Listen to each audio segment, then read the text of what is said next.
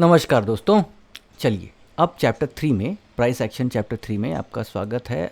हम वहीं से चालू करेंगे जहाँ पे चैप्टर 2 फिनिश किया था। हम चैप्टर 1 में ज़रा रिकैप कर लेते हैं। चैप्टर 1 में हायर टाइम फ्रेम में आपको ट्रेंड एनालिसिस बता दिया। वहाँ पे हमने ट्रेंड्स और चैनल्स बनाए मैनुअली। हायर टाइम फ्रेम पे मतलब डेली टाइम फ्रेम पे बनाए, मंथली टाइम फ्रेम पे हमने ट्रेंड देखा। उसके बाद फिर चैप्टर 2 में आपको इंट्राडे ट्रेडिंग मतलब डिलीवरी का थोड़ा डिस्कशन किया। चैनल्स फर्स्ट में नहीं बने थे, सेकंड चैप्टर में हमने चैनल बनाए ऊपर नीचे के। और फिर टाइम फ्रेम लोअर साइड पे हमने शिफ्ट किया, डेली से आवरली गए, आवरली से 15 मिनट गए और फिर 5 मिनट का अभी भी हम दिखा रहे हैं। इसमें गौर करने वाली बात यह है कि जब हम डेली से आवरली और 15 मिनट 5 मिनट जितने भी टाइम फ्रेम पे गए, चैनल वही रहा और आपको क्लियर सिग्नल ये चैनल दे रहा है। डेली से लेके ये चारों टाइम फ्रेम में डेली, आवरली, 15 मिनट और 5 मिनट, हर एक टाइम फ्रेम में ये क्लियर सिग्नल आपको एंट्री और एग्जिट के दे रहा है। चलिए अब सवाल आपका किसी को भी आएगा कि भाई ये चैनल के बीच में जब रहेगा और हमको एग्जिट करना है तो क्या करें। मतलब तब तो समझ में नहीं आएगा कि उस समय या तो अगर इंट्राडे में कर रहे हैं तो ऑब्वियसली इस लेवल पे हमको चाहिए कि इस लेवल पे हम करें क्या। देखिए इस लेवल पे या तो थोड़ा सा इसको बड़ा करना पड़ेगा, नहीं तो समझ में नहीं आएगा।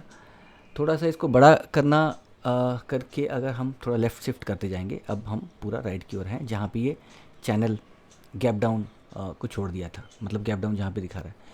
तो अगर इस चैनल को ये हिट कर रहा है और यहाँ पे आपको ग्रीन कैंडल दिखा और आपने बाय कर लिया, लेट्स अज्यूम आपने बाय कर लिया, ठीक है, और आपको इस पोजीशन पे एग्ज़िट करना है कि एंटर करना है, या सॉरी यहाँ पे एंटर किया था तो यहाँ पे एग्ज़िट करने का या रुकने का आपको नहीं पता। यहाँ पे ये हो सकता है इस यहाँ तक चले जाए, या हो सकता है यहाँ से वापस से गिर जाए नीचे। तो आप इस पोजीशन पे क्या डिसीजन लेंगे। इस पोजीशन पे आपको अब हमारे पास इस समय कोई और इंडिकेटर एडेड नहीं है, तो ओनली एक कैंडल्स देख के डिसाइड करना है। अगर कैंडल देख के डिसाइड करना है तो यहाँ पे कोई डिसीजन, यहाँ पे कोई एक पैटर्न बन रहा है क्या। चलिए ये एक तरीके का एक हैमर है, रेड हैमर है, तो हैमर तो बुलिश होता है, बट ये कोई एक डिसीजन या डिसाइडिंग फैक्टर नहीं हो सकता। आपने यहाँ पे लिया 846 के अराउंड लिया, अब आपको डिसाइड 850-53 के अराउंड में कुछ तो आपको लगा कि अब करना क्या है, क्योंकि ये एक आपको डाउन दिख गया, फिर एक ग्रीन, फिर एक रेड दिख गया। अब इन तीनों के बीच में या उसके बाद गिरेगा उठेगा क्या करेगा, आपको यहाँ पे एक डिसीजन लेना है। ये किस हिसाब से डिसीजन लेंगे, ये लेंगे क्या ये हायर हाई बना रहा है। ये देखिए क्लियर, मैं आपको एक लाइन ड्रॉ करके छोटा सा बताता हूँ। देखिए आप इस बॉटम से लेके सॉरी आप इस बॉटम में एक ट्रेंड लाइन ड्रॉ करेंगे, या फिर ये बॉटम नहीं है तो जो मैक्सिमम बॉटम्स टच करें वो होता है आपका एक हॉरिजॉन्टल लाइन या ट्रेंड लाइन या कुछ भी। अगर आप ऐसे टच किए, ओके, ये ग्रीन कैंडल जो था ये कोई रेफरेंस नहीं क्योंकि वैसे भी आपकी एंट्री यहाँ है। लेकिन अगर आप इन तीनों का, इस रेड कैंडल का क्लोजिंग देखेंगे, इस ग्रीन कैंडल का स्टार्ट देखेंगे और वापस से इस रेड कैंडल का क्लोजिंग देखेंगे, तो तीनों बराबर है, तो आपको एक टच पॉइंट मिल गया वापस से ये रेड कैंडल, और ये नीचे आके फिर यहाँ से आपको एक एंट्री मिली थी। तो अगर